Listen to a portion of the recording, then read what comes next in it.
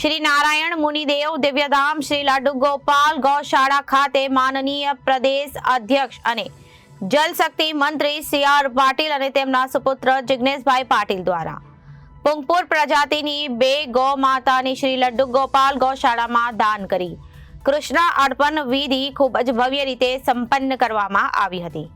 શ્રી નારાયણ મુનિદેવ દિવ્યધામ શ્રી લાડુ ગોપાલ ગૌશાળા ખાતે માનનીય પ્રદેશ અધ્યક્ષ અને જળશક્તિ મંત્રી સી.આર. પાટીલ સાહેબના સુપુત્ર જિગ્નેશભાઈ પાટીલ દ્વારા પુંગનુર પ્રજાતિની 2 ગૌ માતા શ્રી લાડુ ગોપાલ ગૌશાળામાં દાન કરવામાં આવી હતી. તેને કૃષ્ણ અર્પણ વિધિ ખૂબ જ ભવ્ય રીતે કરવામાં આવી હતી.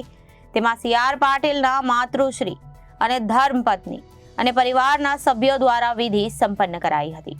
એમાં રાજકીય મહાનુભાવોની ખાસ ઉપસ્થિતિ રહી હતી.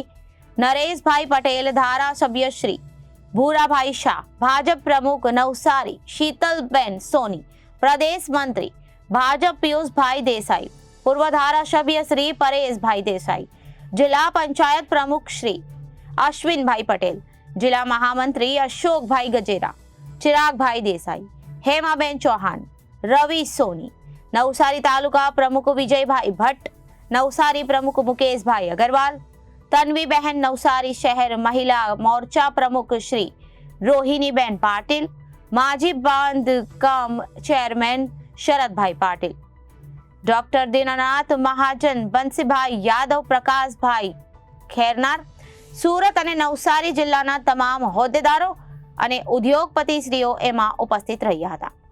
મહેશભાઈ પટેલ, દિનેશભાઈ પાંડે, નિરંજનભાઈ અગરવાલ તેમજ સુરત, નવસારી અને બારડોલીના પ્રમુખ આ કાર્યક્રમમાં ઉપસ્થિત રહ્યા હતા. અને માનનીય શ્રી છોટુભાઈ પાટીલ સાહેબ દ્વારા આયોજન કરવામાં આવ્યું હતું. શ્રી લાડુ ગોપાલ ગૌશાળાના શાસ્ત્રી સ્વામી શ્રી હરિજીવનદાસજીએ આવેલ આ તમામ મહેમાનોનું સન્માન કર્યું હતું અને રૂડા આશીર્વાદ આપ્યા હતા.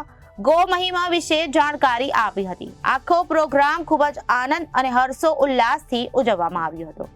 આ પ્રોગ્રામમાં આખા ગુજરાતમાં પહેલીવાર આ લાડુ ગોપાલ ગૌશાળા છે કે ત્યાં પાટીલ સાહેબ દ્વારા આયોજન કરવામાં આવ્યું હતું.